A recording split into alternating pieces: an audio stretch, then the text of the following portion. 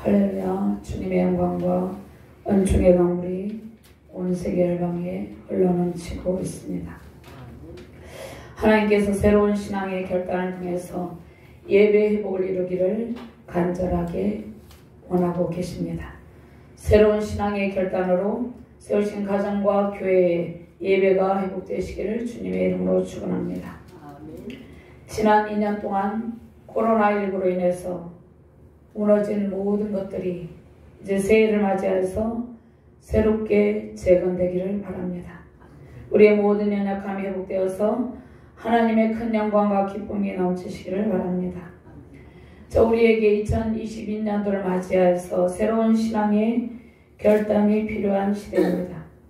가정과 교회, 국가가 새롭게 신앙의 결단하고 예배를 회복할 때 우리의 모든 고통이 끝나게 되는 것입니다. 예배의 본질을 회복하시며 승리하시는 신년 되시기를 주님의 이름으로 축원합니다. 제가 오늘 말씀을 묵상하는 가운데 5가지로 회복에 대해서 묵상을 했습니다. 개인이 회복되고, 그 다음에 가정이 회복되고, 교회가 회복되고, 나라가 회복되고, 세계 열방이 회복되기를 하나님께서 간절히 소원하고 계시다는 것입니다.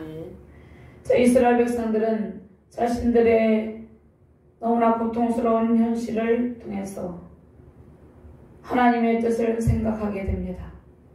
조상들의 반역의 죄, 하나님께 대한 반역의 죄를 회상하며 그것을 생각하고 있습니다. 하나님께 그들의 범죄함으로 이방 땅에 끌려가 온갖 고초를 겪은 그들은 이제 언약에 신실하신 하나님의 은혜를 간절히 사모하게 됩니다. 포로 기환민들은 하나님의 심판을 받아서 열방에 떠진 백성들을 하나님께서 다시 모으시리라, 이 말씀을 기억합니다. 하나님의 말씀을 잃어버린 오랜 시간 속에서 하나님의 말씀을 갈망하며 예배의 회복을 위한 준비를 하게 됩니다. 그 백성들은 BC 722년에 아수르 제국의 포로로 끌려가서 북이스라엘 백성이죠. 그 당한 일들을 생각하고, 그 왕들에게 당한 일들을 생각하고, 또 바벨론 포로 가운데 돌아온 가운데 자신의 형편과 처지를 돌아봅니다. 아시리아 왕들의 다스림 속에서 고통스러운 삶을 살아온 그들이 죄를 깨닫게 되었다는 것입니다. 백성들은 원래부터 이러한 고통의 삶을 살아간 것이 아니에요. 하나님께서 주신 풍요와 번영과 평강을 누렸어요. 그런데 하나님의 은혜를 망각했다는 것이에요. 잊어버리고 불순종했다는 것이에요. 또 종교 지도자들은 하나님의 말씀에 귀를 기울이지 않았습니다. 말씀의 법대로 살지 않았어요. 그들이 바벨론 포로 가운데서 돌아왔지만 그들이 페르시아 바사 제국이죠. 페르시아 제국의 속국으로서 소출의 일부를 바쳐야 됐어요. 그러니까 이 강대국의 지배를 받으며 억압을 받으며 살아가고 있다는 것이에요. 바사 제국에서 바벨론 멸망 후에 포로민이 귀환하게 됐는데 그들은 포로 가운데서 해방이 되었지만 아직도 속국으로서 소출의, 그러니까 조공을 바친 것이 조공. 우리나라도 이러한 고통의 시대가 있었죠. 그러나 지금도 마찬가지예요. 지금도 우리나라가 강대국들에 휩싸여서 강대국들의 눈치를 보고 있다는 것이에요. 완전한 해방과 자유가 그들에게 필요했다는 것이에요. 하나님께서 모세를 통해서 이집트에서 이스라엘 백성을 구원하시고 완전한 해방을 주신 것처럼 그들에게도 완전한 해방이 필요했다는 것입니다. 우리는 이제 3년째죠. 지난 2년 동안 코로나로 인해서 고통을 당해왔습니다. 전 세계적으로 고통을 당하고 있는 상황이에요. 정치적으로, 종교적으로, 사회적으로 통제를 받으며 억압을 당하고 있어요. 또 사람들은 질병에 대한 두려움이 있고 여러 가지 사회적 제약으로 인해서 답답함을 느낍니다. 근데 사람들에게 점점 더 이러한 상황이 지속될수록 하나님을 의지하는 마음보다 더 크게 이 사람을 의지하고 인간의 지식과 인간의 의학을 의지하는 마음이 사람들을 지배하고 있다는 것이에요.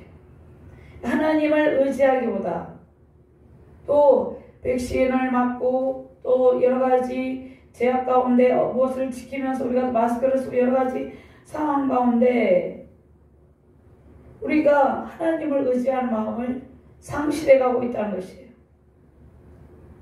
또 백신을 계속해서 맞으면 모든 상황이 좋아질 것이라는 기대도 합니다. 사람들은 자유롭게 만나서 교제할 수 있는 상황에 여러 제약을 받게 되었어요. 백신을 맞은 사람이나 아닌 사람에 동일합니다.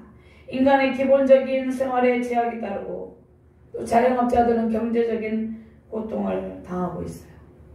우리는 이러한 시대에 왜 하나님께서 이러한 상황을 허락하셨을까? 하나님의 뜻이 무엇인지 깊이 생각을 하게 됩니다. 하나님께서 왜 우리에게 이러한 상황을 허락하실 것인가? 이러한 고통 속에서 완전한 자유와 해방을 누리는 길이 무엇일까? 하나님께서 이러한 상황을 통해서 저와 여러분들에게 의도하시는 바가 있습니다. 이 하나님의 뜻을 깨닫기를 소망합니다. 하나님께서 우리에게 원하시는 의도는 모든 인간의 뜻과 생각, 즉 인본주의를 내려놓고 말씀의 법을 따라가는 것입니다. 자, 우리의 삶이 윤택하게 된 이유는 말씀의 법을 사모하고 교회를 세우고 가난하고 힘든 이웃을 돌보라는 하나님의 은혜였습니다. 하나님께서 하나님의 나라를 이루시기 위해서 우리나라와 한국교회의 풍요와 번영을 허락하셨다는 것입니다. 그래서 우리나라의 많은 풍요와 번영, 한국교회 안에 엄청난 은혜를 하나님께서 쏟아 부어줬어요. 또 세계 열방에도 풍요와 번영으로 안정을 이루는 선진국들을 많이 세우셨습니다. 그런데 사람들이 어떻게 하고 있습니까? 주님께서 베푸신 풍요와 번영을 통해서 하나님의 영광을 추구하지 않고 있다는 것이에요. 이것이 이 시대의 문제입니다. 주님께서 베푸신 풍요와 번영을 통해서 하나님의 영광을 추구하기보다는 또 지극히 연약한 자를 돌보는데 물질을 사용하기보다는 인간의 타락한 모습에 따라서 지식의 답을 쌓고 있어요. 과학의 답을 쌓고 있어요. 우상숭배, 음란의 답을 쌓고 있다는 것입니다. 그 다음에 이 시대의 문제점은 의학과 과학의 힘을 빌어서 영원한 생명을 얻으려고 하고 있습니다. 그러니까 영원한 생명을 인간의 힘으로 얻을 수 있다고 생각을 하고 있다는 것이에요. 이것은 하나님의 주권에 대한 도전이죠. 하나님께서 이 시대를 향해서 새로운 신앙의 결단을 하라. 새로운 신앙의 결단은 오직 하나님만을 의지하고 하나님의 방법과 뜻이 무엇인지를 발견하는 것이에요. 새로운 신앙의 결단을 통해서 예배 회복을 이루라 이렇게 말씀하고 있습니다. 하나님의 언약 안에서 진정한 풍요와 번영의 복을 누리기를 바라고 있다는 것입니다. 그 다음에 온천하 만민이 복음 안에서 굶주림의 고통에서 벗어나서 하나님의 풍요를 누리기를 바라고 있어요. 세계 각 곳곳에 전쟁과 기근으로 굶주리고 있는 세계 각곳의 어린이들 비롯한 고통하는 수많은 사람들에게 하나님의 충만한 복이 흘러가기를 주님의 이름으로 축원합니다. 아멘.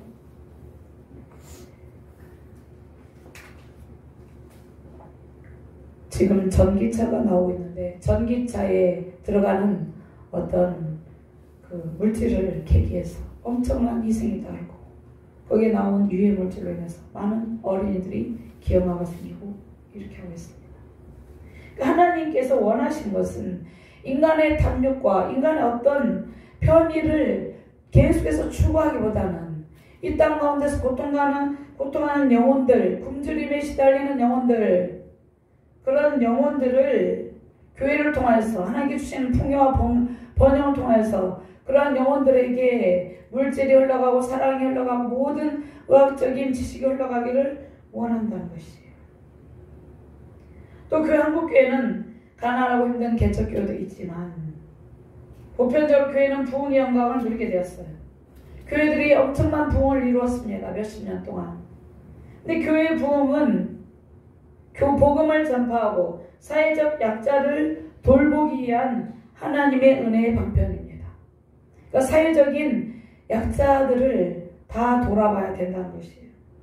예배의 협력을 통해서 연약한 지체를 세우시기를 원하는 하나님의 뜻을 발견하시길 바랍니다. 참 하나님의 은혜가 아니면 우리는 이러한 사랑을 베푸는 것이 불가능합니다. 사람들은 풍요와 번영 속에서 세상의 향락을 추구하고 있어요. 교만과 이기적인 탐욕의 탑, 우상숭배의 탑을 쌓고 있죠. 세상의 제약이 점점 반영하고 있어요. 모든 제약의 길에서 그들이 돌이키고 새롭고 은혜로운 신앙의 결단하는 수많은 예배자들이 세워져야 된다는 것이에요. 한국교회가 새로운 신앙의 결단을 통해서 무너진 예배를 다시 회복하기를 소망합니다. 신년의 복이 온 세계 열방에 충만하기를 주님의 이름으로 축원합니다. 그런즉 우리 누구든지 그리스도 안에 있으면 새로운 피조물이라 이전 것은 지나갔으니 보라 새로운 것이 되었다. 첫 번째로 하나님의 언약 말씀의 법을 지키며 살아가라. 신앙의 새로운 결단 속에서 말씀의 법을 지키라 이렇게 말씀을 하고 있습니다. 28절과 29절 말씀 같이 공부합니다. 그 남은 백성과 제사장들과 레위 사람들과 문지기들과 노래하는 자들과 느리님 사람들과 및 이방 사람과 절개하고 하나님의 율법을 준행하는 모든 자와 그들의 아내와 그들의 자녀들 곧 지식과 총명이 있는 자들은 다 그들의 형제 귀족들을 따라 저주를 맹세하기를 우리가 하나님의 종 모세를 통하여 주신 하나님의 율법을 따라 우리 주 여호와의 모든 계명과 규례와 율례를 지켜 행하여. 백성들은 하나님께서 하신 일들을 기억하고 새롭게 마음을 다짐합니다. 하나님께서 아브라함과 언약을 맺으셨죠. 끊임없이 하나님의 백성들의 불순종에도 불구하고 여전히 그들을 사랑하시고 그들에게 약속하신 복을 베풀어 주시는 것입니다. 주의 백성들은 하나님을 배반했어요. 찬송도 우리는 늘 주님을 배반했지만 하나님께서는 여전히 우리를 사랑하시고 우리에게 은혜를 베풀어 주고 계신다는 것입니다. 우리는 지난 한 해 동안 하나님의 말씀을 거역할 때가 많이 있었어요. 하나님의 마음을 아프게도 많이 했습니다. 그러나 하나님께서 여전히 우리를 사랑하시고 신년의 복을 또 베푸시고 계신다는 것입니다.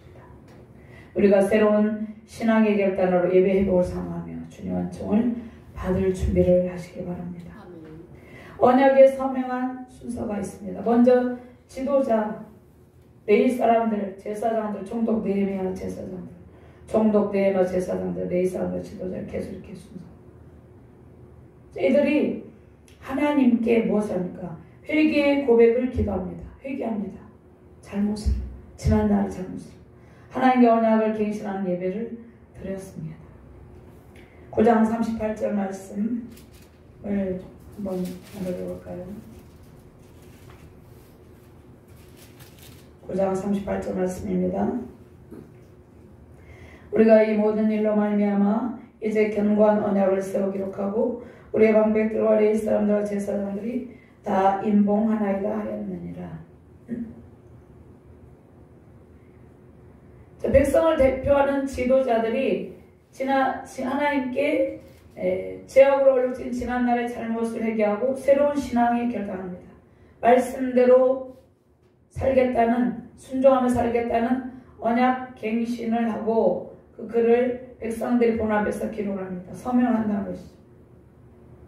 그래서 언약 갱신의 내용을 성전에 보존하고 이스라엘 백성들과 하나님과 맺은 이 언약을 확실하게 합니다.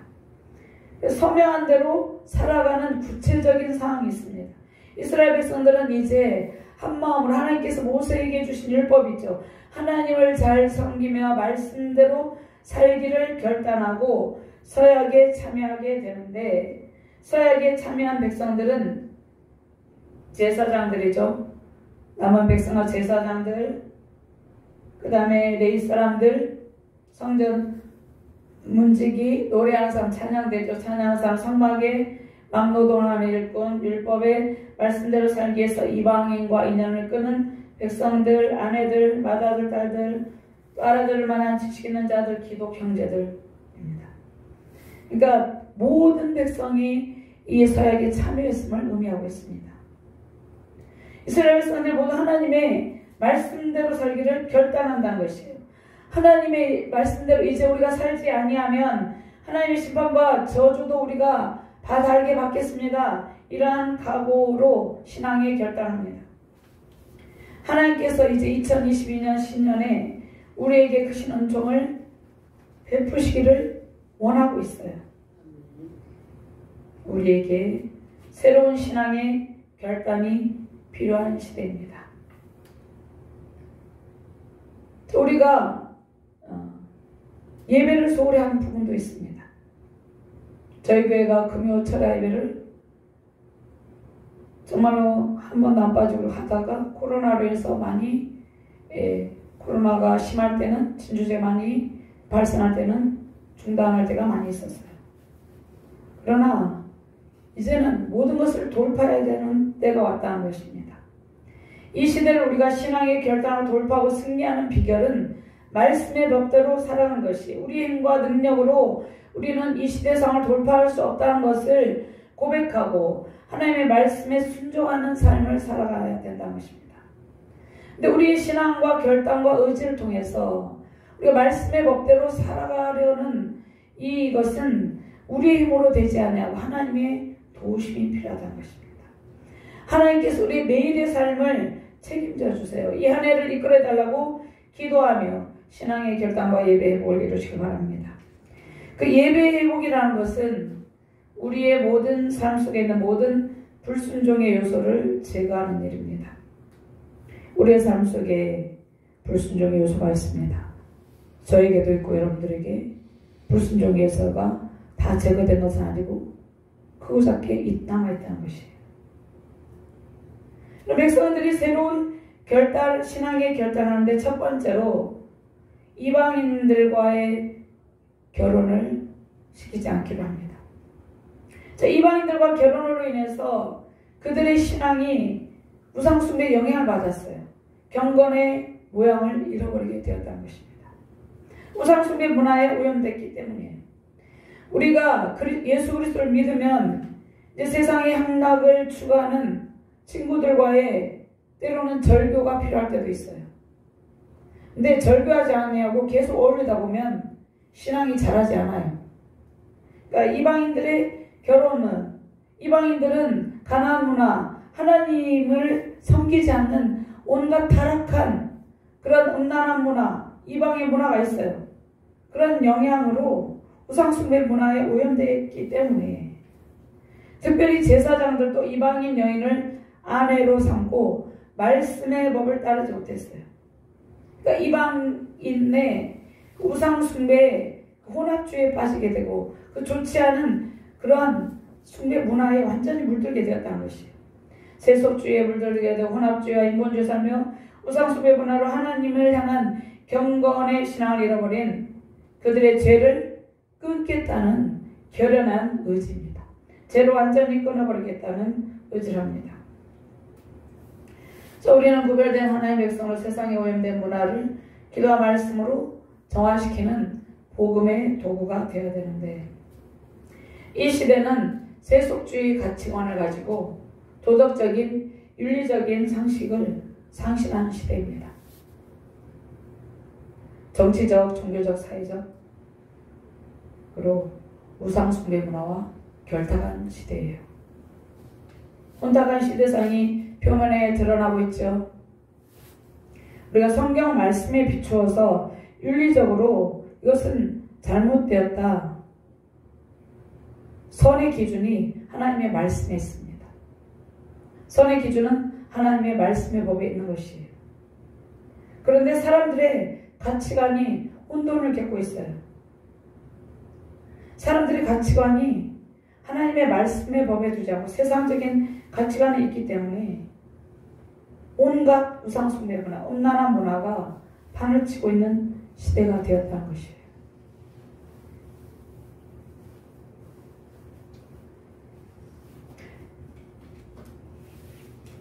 이런 신년에 좋은 이야기는 아니지만 영국에는 초등학교에 퀴어 축제를 한대요.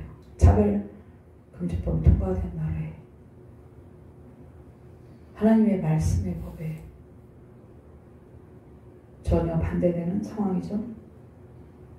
그래서 우상숭배 문화와 정치적, 종교적, 사회적으로 결탁했다는 것이 표면에 엄청나게 지금 드러나고 있다는 것입니다.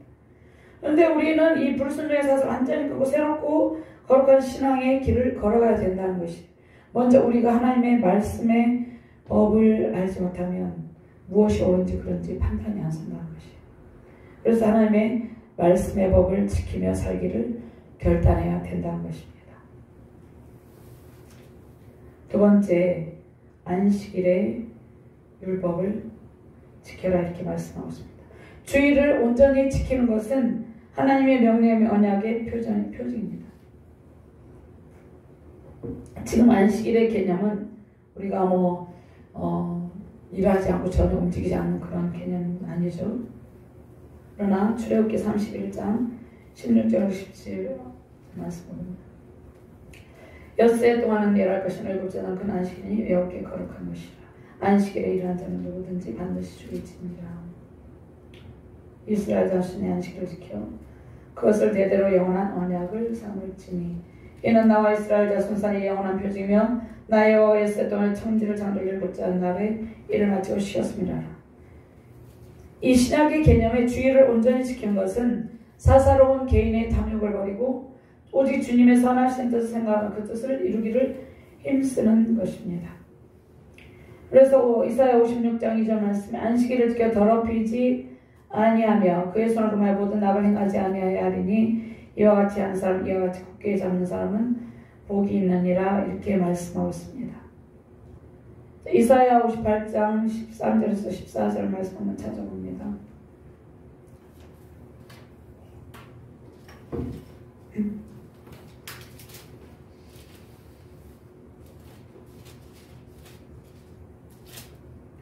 이사야 58장 13절에서 14절 말씀입니다. 같이 공부합니다. 만일 안식일에 내 발을 금하여 내 성일에 오락을 행하지 아니하고 안식일을 걸어 즐거운 날이라 여호와의 성일을 존귀한 날이라 하여 이를 존귀하게 여기고 내 길로 행하지 아니하며 내 오락을 구하지 아니하며 사사로운 말을 하지 아니하면 내가 여호와 안에서 즐거움을 얻을 것이다. 내가 너를 땅의 높은 곳에 올리고 내 조상 야곱의 기업으로 기르리라. 여호와의 입의 말씀입니다. 안식일의 개념은 주일을 생각하고 주님께서 기뻐하신 일을 하는데 개인의 오락이나 세상의 쾌락을 위해서 시간을 보내는 것이 아니라 경건하게 예배하고 가난하고 외롭고 소외된 이웃을 위해서 기도하고 그들을 찾아가서 돌보고 기도해주고 그들의 필요를 채우는 것이 안식일의 기본 개념입니다. 그래서 안식일에는 예배를 마치고 이제 교회에 나오지 아니한 성도나 또 몸이 아프거나 또 불우한 이웃이 있으면 찾아가서 기도해주고 그들의 필요를 또 사가지고 가서 채워주고 또 부서진 것이 있으면 고쳐주고 이러한 일들을 했습니다.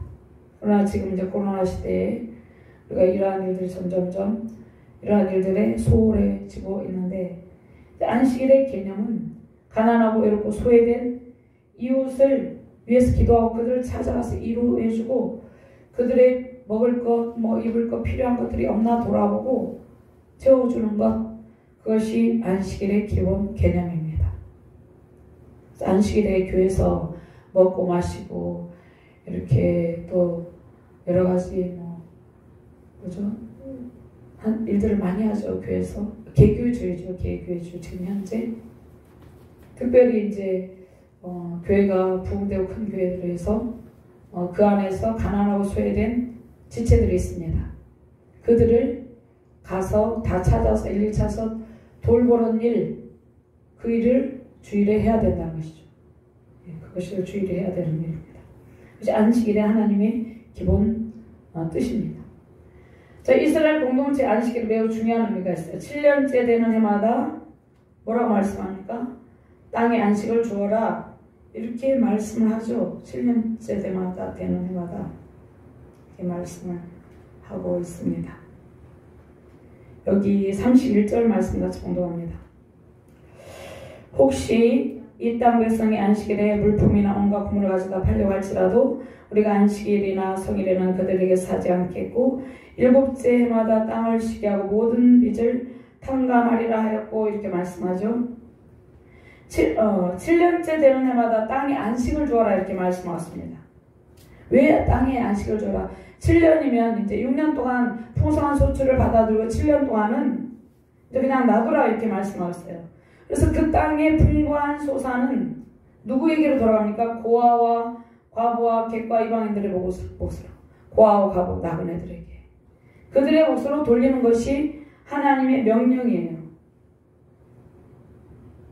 출애굽기 23장 10절 13절 말씀에 너는 6해 동안은 너의 땅에 파종하여 그 소산을 거두고 7째에는 갈지 말고 묵혀두어서 내 백성의 가난한 자들이 먹게 하라. 그 남은 것은 들짐승이 먹으리라. 내 포도원과 감람원도 그리할지니라. 너는 6해 동안에 내 일하고 7째 날은 쉬라. 내 소와 나귀가 쉴 것이며 내 종의 자식과 나그네가 숨을 돌리리라. 이것은 가난한 자들이 먹게 하려는 뜻도 있고 또 예전에는 종들이 있었죠. 그들이 힘들게 일하잖아요. 그러면 쉼을 줘야 되잖아요. 그들을 위한 하나님의 사랑입니다. 여기에 내 소와 나귀도 나귀도 예전엔 소가 밭을 갈죠. 소도 쉬어야 되잖아요. 또 여종의 자식, 여종과 노예 제도도 있었고 예전엔 종들이 그 힘든 땅을 농부의 일을 했죠. 그래서 그 나그네가 숨을 돌리게 하라는 것이에요. 그리고 이것이 안식일의 개념이에요. 레위기 25장 4장 7절 말씀에도 7째에는 그 땅이 안식하게 할지니 여호와께 대한 안식이다. 너는 그 밭에 파종하거나 포도원을 가꾸지 말며 내가 거둔 해 자라는 것을 거두지 말고 가꾸지 않은 포도나무가 맺은 열매를 거두지 말라. 이는 땅의 안식년이다. 그래서 거기에 있는 안식년에 7년째 된 안식년에 소출은 너희가 먹을 것이니 너와 내 남종과 내 여종과 내 품꾼과 너와 함께 거래한 자들과 내가 주가 내 땅에 있는 들짐승들이 다 그 소출로 먹을 것을 삼을지니라. 하나님께서 원하시는 것은 이 땅 가운데 재정적으로 힘들어서 먹을 것이 없어서 고통하고 슬픔하는 사람들이 한 사람도 없게 하는 것이 하나님 뜻이에요. 하나님께서 우리에게 풍성한 소출을 주시는 이유는 풍성한 소출 중에서 일부는 구제를 위한 것입니다. 구제. 하나님께서 경제적으로 힘들어 고통하는 이들이 세상에 한 사람도 없기를 원하고 계세요. 그래서 교회가 그 선한 사역을 감당해야 된다는 것입니다. 교회는 재정이 들으면 성전을 화려하게 짓고 그 안에 안주하는 것이 아니라 그것은 참 안식일의 개념이 아닙니다. 전 세계적으로 가난과 기근으로 굶주림에 고통하는 수없는 사람들이 있죠. 우리나라에도 지난 2년 동안 코로나 상황 속에서 지치고 고달파하며 말할 수 없이 탄식하고 있는 사람들이 많이 있다는 것이에요. 우리 주날개 교회가 개척한 지 16년 됐는데요.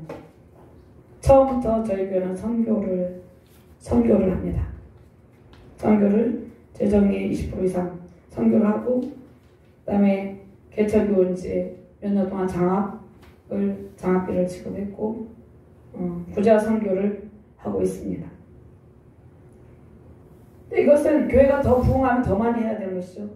그러니까 우리가 어떤 풍성한 소출을 통해서 가난한 자들의 하나님의 풍성함이 더 많이 흘러가야 된다는 것이에요. 우리는 그들을 위해서 기도하고 교회 성장을 통해서 선한 주의 사역을 해 나가야 된다는 것이에요. 주님께서 이러한 선한 사역을 통해서 세우신 가정과 교회의 풍성한 은총을 베풀고 있다는 것입니다. 사회적인 약자들이 있어요. 사회적인 약자에게 하나님의 풍성함이 채워주므로 그들의 슬픔과 탄식이 완전하게 없어지는 것이 안식일의 참된 개념입니다. 자, 우리 준하계 교회 부흥을 통해서 하나님 나라의 회복이 이루어지기를 주님의 이름으로 축원합니다. 그 다음에 책이 있어요. 땅의 문제를 푸는 하늘의 법칙이란 이 재정에 관한 책이 있는데 여기서 탕감의 법칙에 대해서 지금 말씀하고 있죠. 모든 빚을 7제마다 모든 빚을 탕감하리라 이렇게 탕감하리라 하였고 이렇게 말씀하고 있죠. 탕감의 법칙. 그러니까 빚을 탕감해 주는 것은 우리가 우리 스스로의 재정적인 손해를 감수하는 것이죠. 이것은 하나님의 명령이에요. 하나님께서 빚을 탕감해 주라는 명령은 탕감을 받는 자, 탕감을 해주는 사람에게 복을 주시기 위한 하나님의 선하신 뜻이 있습니다. 그러니까 빚을 면제해 주는 것은 여호와의 면제이죠. 가난한 자가 갚을 수 없는 빚을 탕감해 주는 일은 우리가 하나님께 진 빚을 갚는 은혜의 통로예요.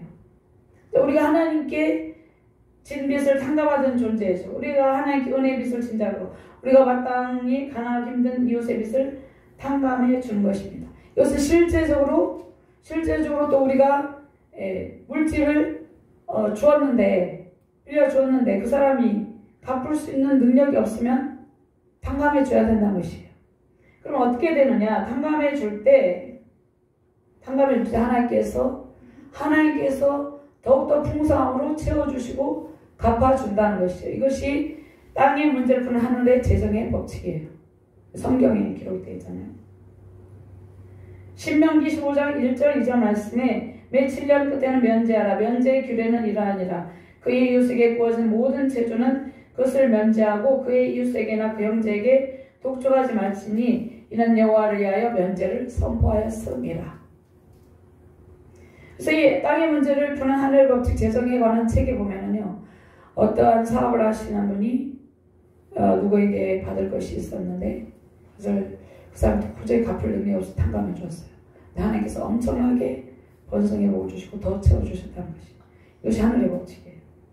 그러니까 여기에서 면제하고 그 시간 형제에 독촉하지 말지니 하나님이 가난한 형제가 갚을 길이 없는 빚을 탕감해 주는 일은 왜 하나님께서 이렇게 말씀하십니까? 하나님께서 그들을 불쌍하게 여기시기 때문에.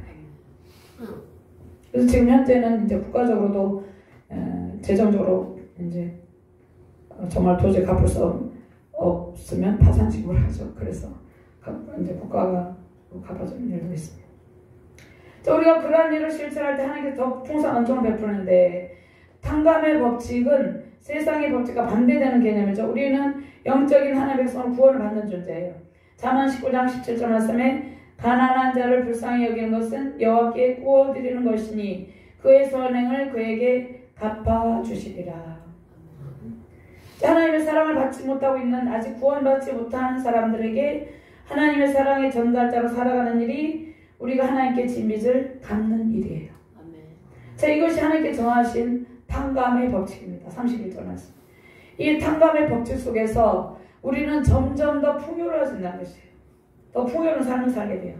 이러한 은총으로 승리의 영광 넘치시기를 주님의 이름으로 축원합니다. 세 번째로 성전과 하나님 나라 확장을 위해서 헌신하라. 성전을 위해서 저와 여러분들 헌신하고 있죠. 성전을 위해서 헌신한다는 것은 이제 하나님 나라 확장을 위한 저와 여러분들 도구로 교회가 선한 일을 할 수 있도록 돕는 일이에요. 그러니까 교회는 하나님 나라 확장을 위한 헌신의 장소인데 하나님께서 성전의 안정적인 운영을 통해서 복음이 온 세상에 흘러갈 수 있는 발판이 되게 하십니다. 그러니까 교회는 하나님 나라 회복에 존재합니다. 그 역할을 잘 할 수 있도록 성도들의 헌신이 필요한데 하나님께서 하나님 나라를 위해서 세상에 많은 교회를 세웠어요. 세우신 교회를 통해서 헌신의 성도들과 사역들을 통해서 하나님 나라 확장을 이루고 계십니다. 교회에 그 사역을 통해서 복을 부어주시죠. 교회는 하나님께서 그 풍성한 은총을 베푸시기 위한 은혜의 터전입니다.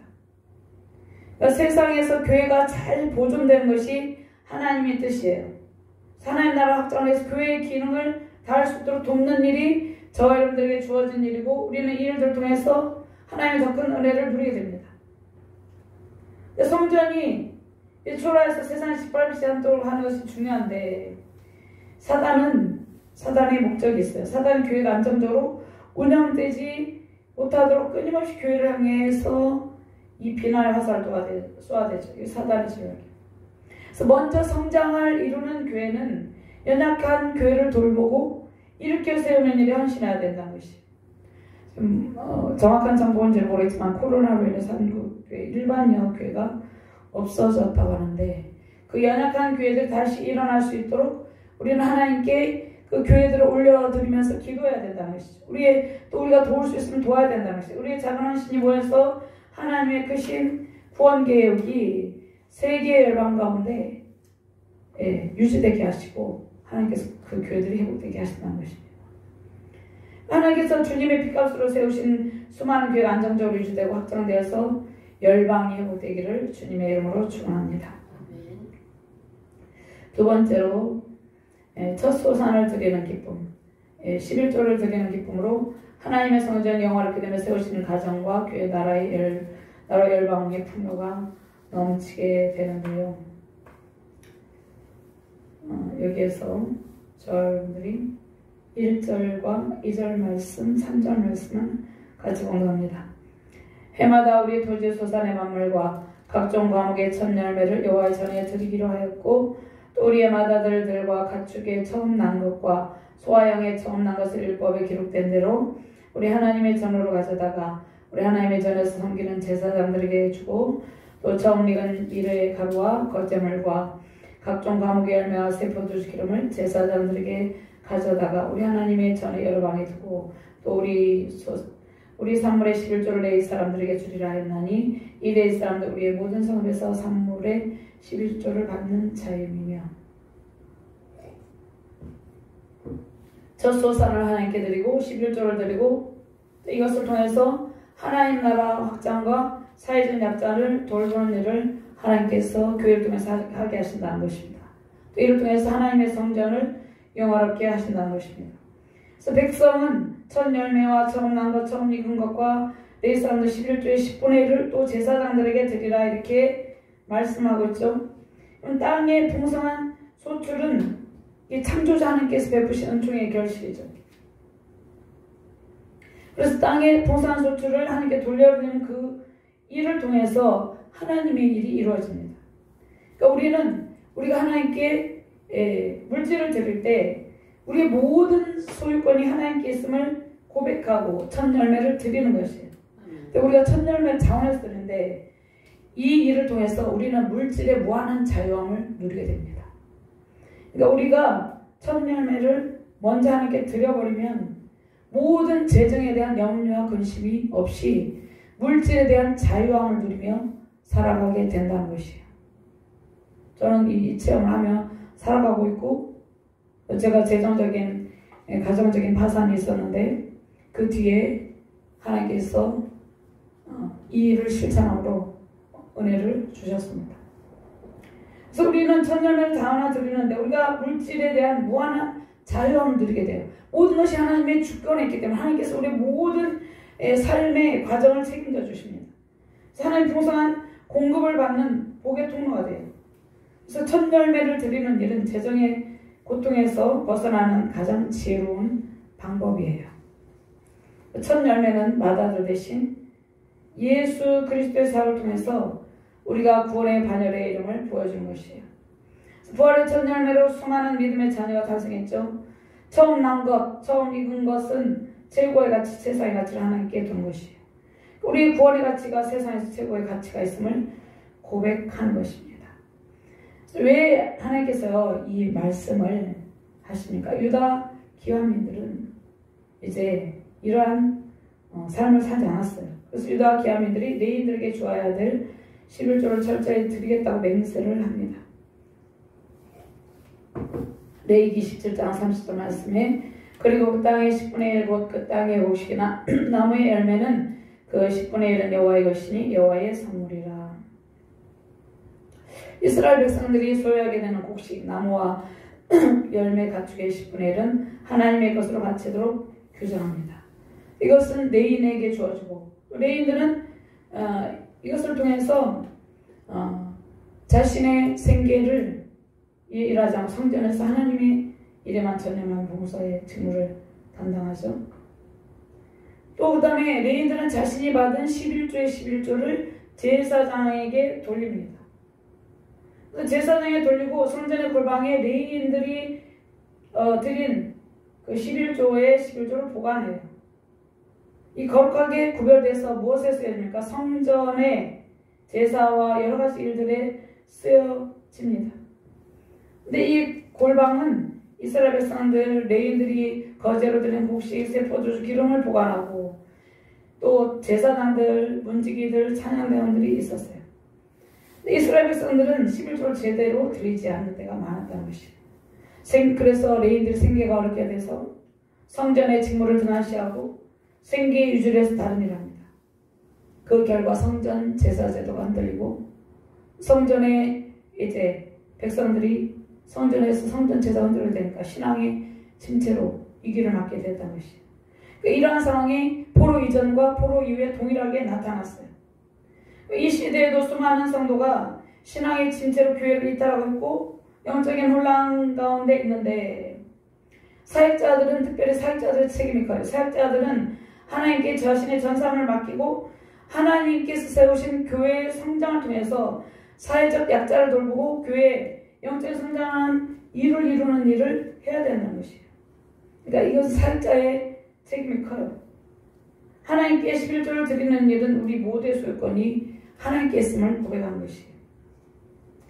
이 땅 위의 모든 교회의 성도들이 온전한 11조를 하나님께 드리는 일을 통해서 이 세상의 경제적으로 어려운 겪는 이들이 사라져야 되는데 교회는 이 재정을 그들에게 흘러가도록 써야 된다는 것입니다. 사람들은 이 신년에 복을 받고 풍성한 삶을 누리기를 갈망하고 있어요. 신년에 복을 받기를 기대하고 있어요. 그런데 그 방법을 모른다는 것이에요. 세상의 방법을 통해서 재정의 문제를 풀려고 한다는 것이에요. 성경의 재정의 큰 복을 들으면 그 은혜로 말 수많은 사람들을 돕는 길을 제시하고 있어요. 근데 이것은 우리가 살아가는 동안 이 기적을 체험하게 합니다. 저는 기도 사역을 하면서 반드시 이 문제를 사역을 받는 뭐 권사님들도 있고 뭐 집사님들 뭐 주직자도 있고 평신도도 많이 있어요. 그들에게 반드시 이 문제를 점검해 봅니다. 그러면서 그들의 회복을 엄청난 회복을 제가 보게 되어요. 이것을 실천함으로 인해서. 이것이 재정의 큰 복을 누리는 방법이에요. 성경이 제시하고 있습니다. 그래서 시간이 가지만 말라기 3장 10절에서 12절 말씀 같이 봉독합니다.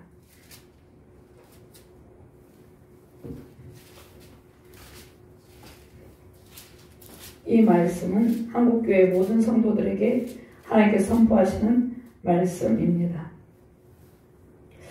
만군의 여호와가 이르노라 너의 온전한 11조를 창고에 들여 나의 집에 양식이 있게 하고 그것으로 나를 시험하여 내가 하늘문을 열고 너에게 복을 쌓을 곳이 없도록 붙지 아니하나 보라. 만군의 여호와가 이르노라 내가 너희를 위하여 메뚜기를 금하여 너희 토지 소산을 먹어 없애지 못하게 하며 너희 밭에 포도나무 열매가 기한 전에 떨어지지 않게 하리니 너희 땅이 아름다워짐으로 모든 이방인들이 너희를 복되다 하리라. 만군의 여호와의 말이니라. 제가 사역을 하면서 온전한 11조를 드리지 않는 성도들이 너무 많음을 알게 되었어요. 그래서 제가 또 저도 그러한 삶을 살다 어려움을 겪었기 때문에 또 이것을 말씀드립니다. 온전한 11조를 하나님께 드림으로 우리의 재정한 정과 가득 차고 넘치는 삶을 살게 하십니다. 제가 어릴 때 중학교 3학년 때 우리 집이 완전히 파산을 했어요. 그리고 저희 엄마가 교회를 다니게 됐어요. 하나님께서 재정이 회복되고 사업이 번성하게 하고 집을 여러 채 사게 하시고 엄청나게 쏟아부어 주셨어요.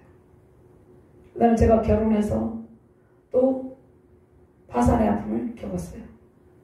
쌀 돈도 없고 그냥 당장 살아갈 수 없는 지경에 이르렀는데 제가 11조에 대한 이런 개념을 그 이전에도 철저히 했는데 하나님께서 회복을 주지 않았어요. 하나님께서 어느 시점이 지나고 난 뒤에 계속해서 풍성하게 넘치도록 부어주셨어요. 흔들고 넘치도록 부어 안겨주심을 계속해서 체험하게 하셨어요. 그러니까 이것을 한국교회 성도들이 깨달아야 된다는 것이죠. 온전한 11조를 통해서 하나님께 드림으로 우리 재정상과 가득 차고 넘치는 삶을 살게 하시고 또 세상의 모든 우상 숭배 제하고 만문의 신을 끊고 신앙의 새로운 결단과 예배 회복을 통해서 우리에게 하나님의 큰 복이 임하시기를 주님의 이름으로 축원합니다. 그다음 가장 최상의 것은 우리의 하나님을 향한 마음의 헌신이에요. 이웃에 대한 헌신도 우리가 하나님께 드려지는 시간과 물질이에요. 우리가 이웃을 가난한 이웃을 돌아보고 연약한 이웃을 돌아볼 때 이것은 하나님께 드려지는 것이에요. 내 재물과 내 소산물의 처음 익은 열매로 여호와를 공경하라. 그리하면 내 창고가 가득히 차고 내 포도즙 틀에 새 포도즙이 넘치리라. 우리가 신앙의 결단과 예배 회복, 이웃에 대한 헌신은 하나님께 드려진 시간과 물질이에요. 우리보다 연약한 지체를 불쌍히 여기며 돌보는 일은 영적인 풍성한 복과 재정의 큰 복을 받는 비결이에요. 그러니까 우리가 누구를 도와줄 때 그들이 도저히 그것을 다시 갚을 수 없는 사람, 그들을 돌볼 때 이것이 구제죠. 그럴 때 우리에게 엄청난 복을 부어주신다는 거죠. 그들이 갚을 능력이 없을지라도 주께서 후히 주시고 넘치도록 우리에게 안겨주신다 이렇게 말씀하고 있습니다. 누가복음 6장 38절 말씀에 주라 그리하면 너에게 줄 것이니 곧 후히 되어 누르고 흔들어 넘치도록 하여 너에게 안겨주리라. 이 신년에 우리는 더욱 하나님께 마음을 두고 연약한 영혼을 품고 기도하시기 바랍니다. 연약한 영혼, 가난한 영혼, 상처받은 영혼. 우리의 작은 헌신이 모여서 제가 이제 우리 교회에서 백신으로 부장을 겪고 있는 백피연에 이제 국제 점검을 보내려고 하는데 우리의 작은 헌신이 모여서 큰 산을 이루고 강을 이루어 세상 풍요와 평강, 예배 회복과 기쁨이 넘치시기를 주님의 이름으로 축원합니다. 새로운 신앙의 결단과 예배 회복으로 세우신 가정과 교회 세계 열방에 영적인 풍성한 은총과 재정의 창고가 차고 가득 차고 넘치시기를 주님의 이름으로 축원합니다. 하나님 감사합니다. 귀한 말씀을 주시며 감사합니다. 우리가 새로운 신앙의 결단과 예배 회복을 통해서 하나님의 큰 복을 받기를 원합니다. 하나님께서 우리의 헌신을 통해서 우리의 영적인 풍성함이 넘치게 하시고 우리의 재정의 창고가 가득 차고 넘치게 해주심을 우리가 믿으며 고백합니다. 하나님의 이러한 은총으로 베푸신 은총으로 수많은 사람들을 도우며 살아갈 수 있는 믿음의 사역자들, 믿음의 성도들이 되게 하여 주시옵소서. 감사드리며 주 예수 그리스도 이름으로 기도드리옵나이다. 아멘.